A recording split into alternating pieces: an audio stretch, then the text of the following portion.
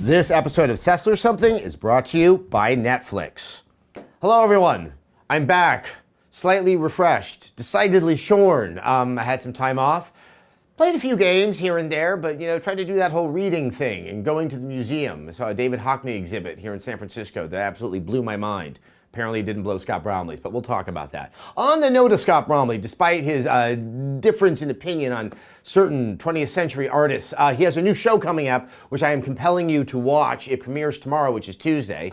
It is called Internet Rabbit Hole.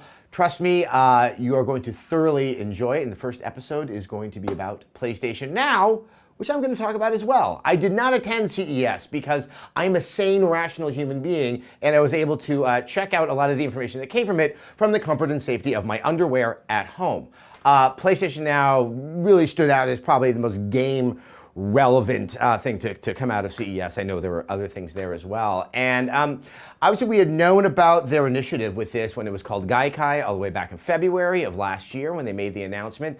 A couple of interesting things that I don't think I had fully appreciated is this is, assuming it works, and let's give them the benefit of the doubt that this will work, this is a very, very big change in terms of how we can start looking at the consumption of video games. Yes, Sony just launched a brand new console that they are trying to make everyone feel that is essential to experience games as they're supposed to be experienced. But this initiative with PlayStation Now, both within the console and when you consider that we'll be moving to the PlayStation Vita, to Bravia TVs, and then possibly to other televisions and other devices like phones and tablets, it really starts to undermine that sense of essential that a console has. So it is a funny kind of tension that Sony's creating by trying to sell the PlayStation 4 and also sort of sell a new service that kind of relinquishes the need for having a brand new console. I think as time goes on, we'll start to see the reason why you might want to have both. But we'll leave that for another date. It is more that there's a big difference in thinking that seems to be coming out of Sony. I grew up in an era where they released the mini disc, which only had Sony Music Library music available for purchase on it.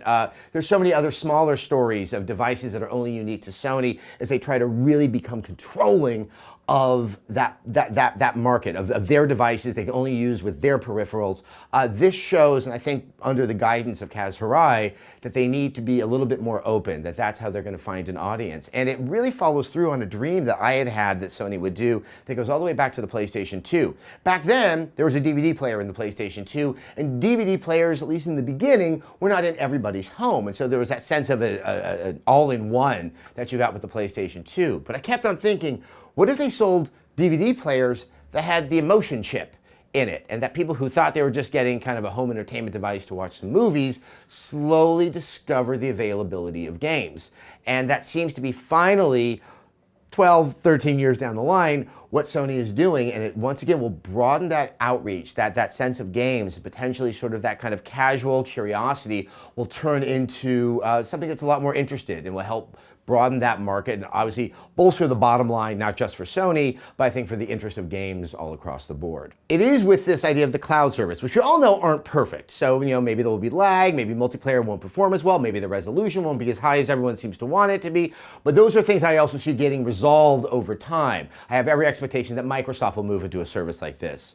Perhaps Nintendo will move into a service like this. But last year, as the consoles were being announced, there was a lot of discussion, both from the console manufacturers and from people that were keeping an eye on the industry, that we might be looking at the last push of consoles, that things will start to move in this direction. I think with this announcement of Now, and with my confidence that Sony over time will be able to pull this off, we may be looking at gaming in a far different way very, very soon. All right, let's take a moment to thank our sponsor, Netflix. Netflix is the best way to watch your favorite movies and TV shows straight into your home, saving time, money, and the hassle of dealing with a cable box. All you need is an internet connection and a Netflix-enabled device like a phone, tablet, computer, or gaming console. Over my time off, I checked out the BBC and the Australian broadcast company's co-production of Top of the Lake, which was produced by and directed some episodes by Jane Campion, who did the piano. It is dark, it is really disturbing, and I highly recommend it. Titles are subject to availability, but why not try it out for yourself? Get a free trial membership and support SESSLERS Something by signing up at netflix.com/something. All right, so right before I left to take some time off, we did our best of the year. I did my list, Zach Miner did his list, Tara Long did her list, Scott Bromley did his mini list, even Nick Robinson. Those are the list of the personal favorite games of of 2013. Obviously, I loved all of the games and just gave a little bit more love to the small indie game Gone Home, which I expected that there would be some reaction to that. I'm not naive. I've been around the block a few times. Wow, that was a much stronger reaction than anything I ever anticipated. It even brought some people who wished my death during my time off. A small 4-person game about looking around a house seemed to get under the skin of some folk to the extent that they wished the demise of others. There's many things that it brought up, and I think there's an interesting debate about what constitutes a game. In my mind, a game is whatever wants to call itself a game, that it isn't. There isn't sort of a committee out there that designates, that is game, that is not game. That doesn't make any sense because that committee doesn't exist. What I did find most interesting was the anxiety that seems to be surrounding indie games. There seems to be a lot of love for indie games, and then when they really push the boundaries of that kind of expectation of what you're getting from a game, then it's like, hold on, you're calling that a game, so somehow that weakens my love of these more traditional types of games, as if the two can't coexist and one might actually kind of harm the success of the other. I think it's a false and bogus argument, and it's really kind of almost a form of tribalism, or as I like to call it, intellectual dysmorphia that allows for that. But I think that the point I almost want to get at more is that was just my list of the games I liked. And this has come up before about opinions I've had about games, and a lot of people out there were saying like, oh, Adam, that's because of your socio-liberal economic bias, or it's because you're too old and you don't have reflexes anymore. All of that doesn't really matter because it was still my favorite game. And this idea that in order to appease the masses, my job is not to offer my unique and personal opinion, or Tara Long's personal opinion, or Scott Brownlee's personal opinion, that in fact I should actually be disingenuous in order to appease the masses rather than be genuine and allow for a discussion and a plurality of opinions, many of which will be different.